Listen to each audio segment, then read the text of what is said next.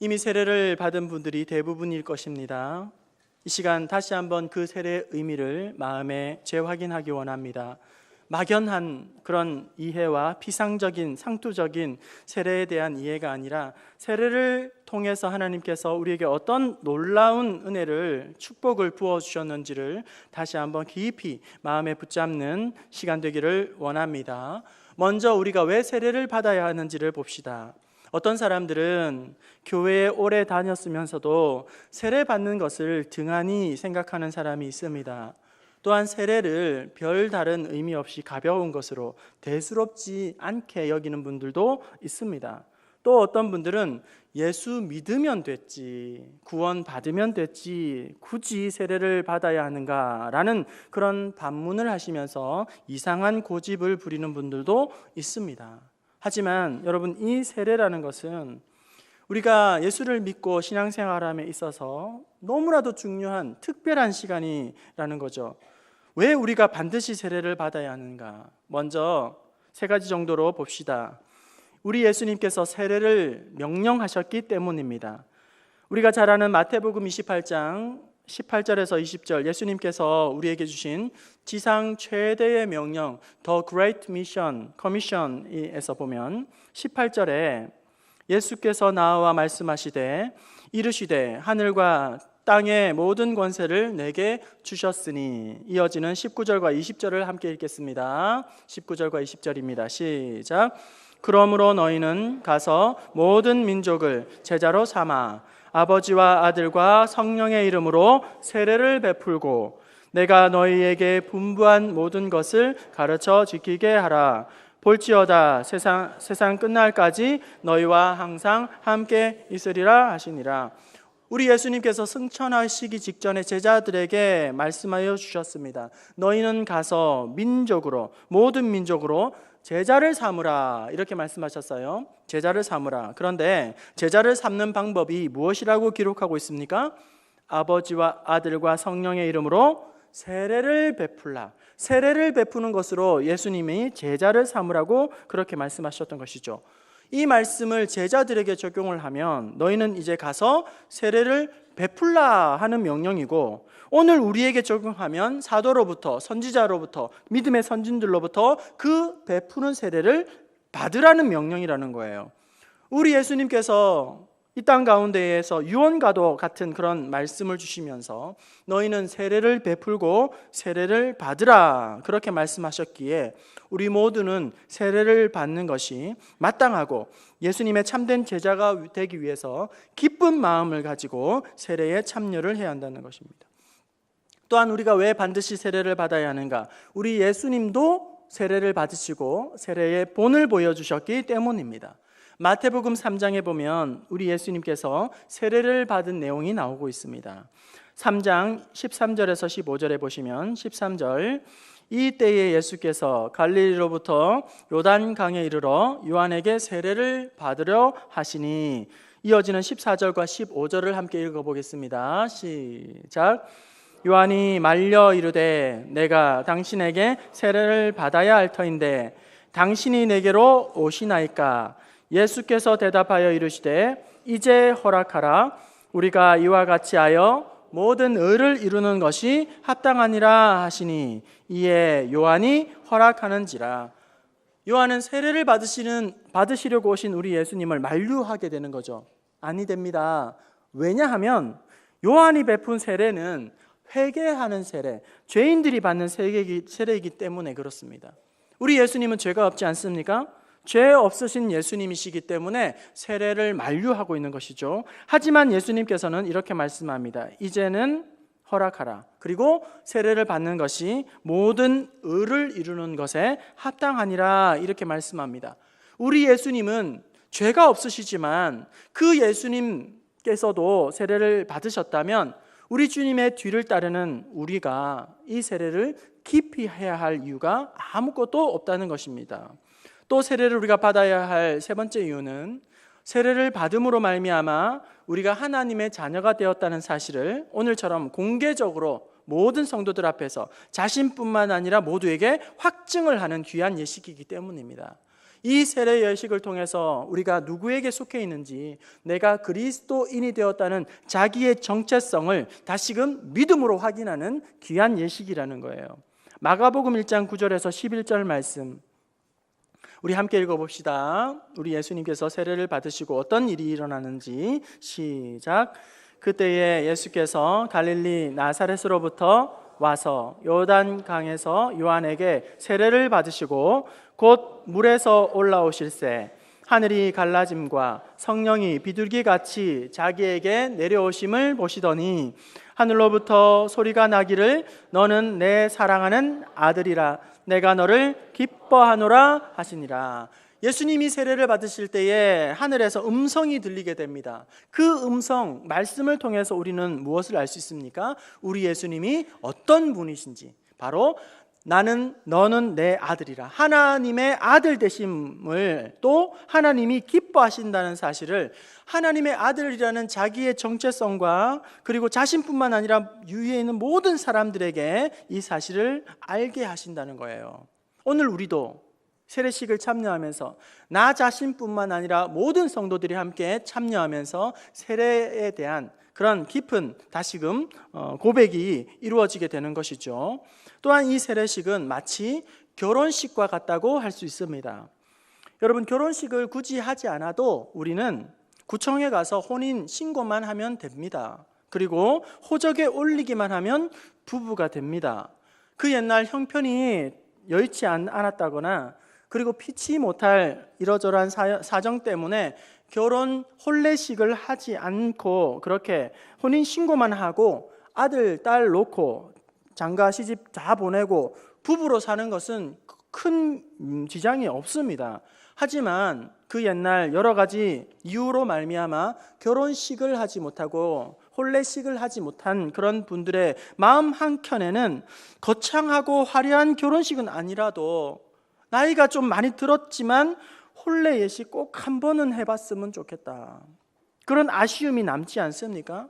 그런 것처럼 또 우리가 가족과 친지들 모든 성도들과 함께 결혼 예식을 하는 것은 그 결혼 예식을 하지 않고 사는 것보다 마음가짐이 달라지고 마음 자세가 달라지고 서로에 대한 무한한 책임 있는 행동을 하게 된다는 거예요. 둘이서 그냥 혼인신고하고 동거하고 부부로 사는 것보다 많은 사람들에게 축하와 축복과 서약을 하면서 그렇게 예식을 하게 되면 훨씬 더 무거운 책임감 있는 행동을 하게 되고 또 마음가짐이 늘 새롭게 그렇게 되게 된다는 거죠. 마찬가지로 우리가 예수를 구주로 믿는 순간 우리는 구원을 받고 하나님의 자녀가 됩니다.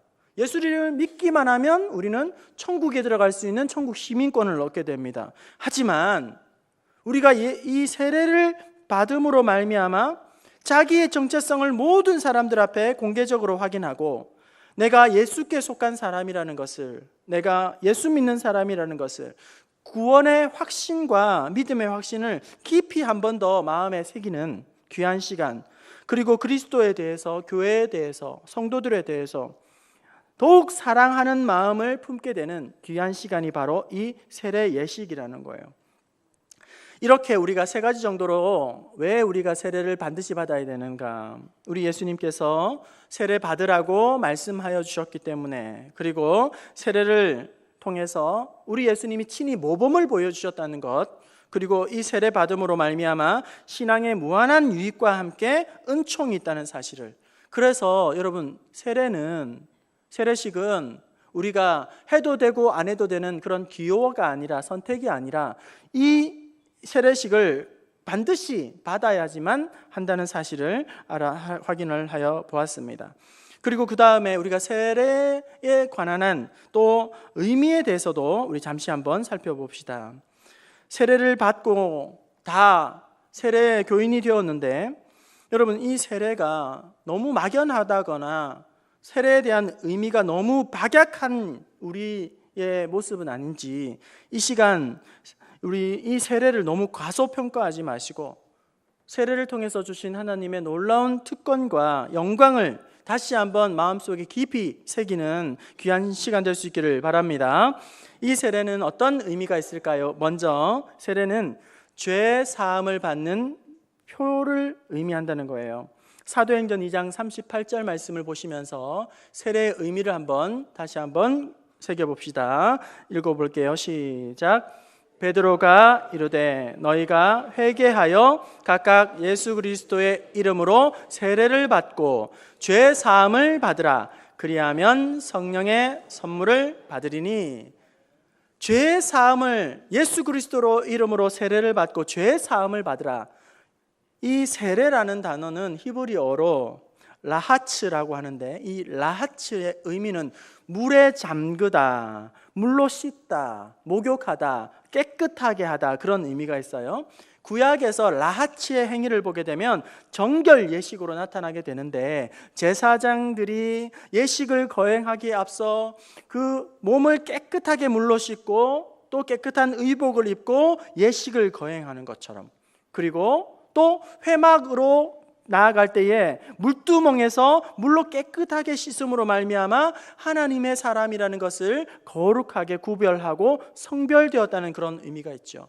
그리고 레위기에, 민수기, 신명기에 보게 되면 하나님께 드리는 제물이 부정하지 않도록 물로 씻어 깨끗하게 하는 예식을 하게 됩니다. 이처럼 세례는 우리의 추하고 더러운 것을 씻어내는 그런 죄를 씻는 표를 의미하는 것이고, 그리고 또 이 세례는 어떤 의미가 있을까?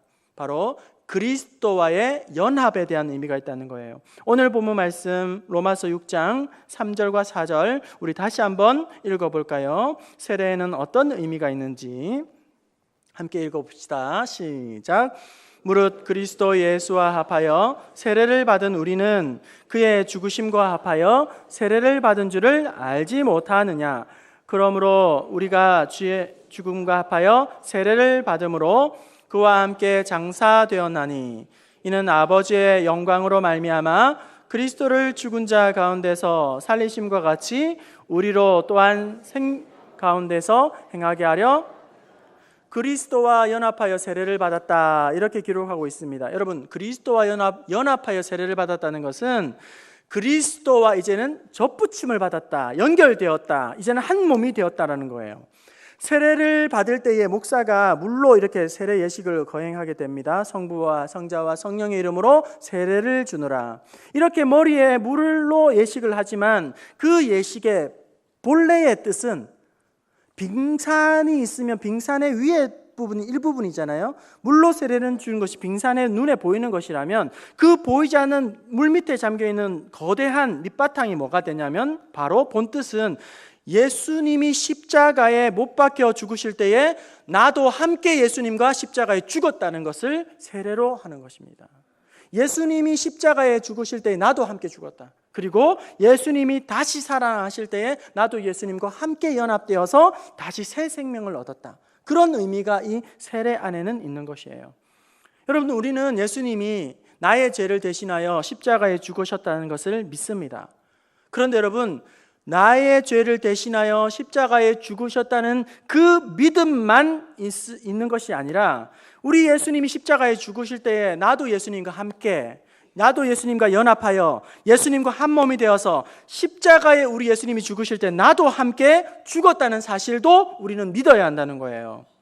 예수님을 믿는다고 하면서 예수님이 나를 대신하여 죽으셨다는 것까지만 우리가 이해하고 믿고, 나와 예수님이 함께 십자가에 죽었다는 것을 아는 성도들이 많지 않다는 겁니다. 죄 사함을 받았다는 사실에 대해서는 아멘으로 고백하지만, 내가 십자가에서 주님과 함께 죽었다는 사실에 대해서는 너무나도 그 의미가 희미하다는 거예요. 성경에 이렇게 분명하게 예수님과 함께 연합되어서 십자가에 죽었고 또 부활하심으로 함께 살았다고 분명하게 말씀하고 있는데도 불구하고, 예수님이 나를 위하여 대신 죽으셨다, 그것으로 끝나고 예수님이 십자가에 죽으실 때 내가 함께 죽었다, 그런 믿음의 고백은 너무나도 희박하다는 거예요. 그러니까 세례는 받았지만 삶은 불신자와 똑같이 살아가고 있는 것입니다. 예수님께서 십자가에서 죽으셨습니다. 이 죽으심은 우리도 십자가에서 함께 죽었다는 사실입니다. 그 세례 예식을 받을 때에 우리가 이 사실을 놓치지 말아야 한다는 거예요. 내가 그리스도와 함께 십자가에 못 박혔나니 그런즉 이제 내가 사는 것이 아니요.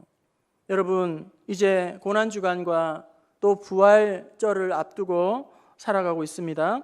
이 시간을 통해서 십자가에 여러분 한없이 가까이 갈 수 있기를 바랍니다. 십자가에 한없이 가까이 가서 우리 주님을 더욱 가까이에서 볼 수 있기를 바랍니다. 십자가를 묵상하고 십자가를 가까이에서 바라보게 되면 그 십자가에서 우리 주님이 죽은 모습만 보이는 것이 아니라 내가 십자가에서 주님과 함께 달려 죽었다는 사실도 여러분은 깨닫게 될 것입니다.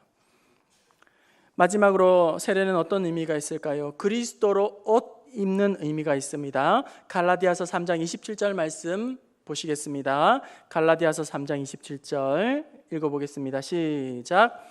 누구든지 그리스도와 합하여 위하여 세례를 받은 자는 그리스도와 연합하여 세례를 받은 자는 어떤 자라고요? 그리스도로 옷을 입었느니라.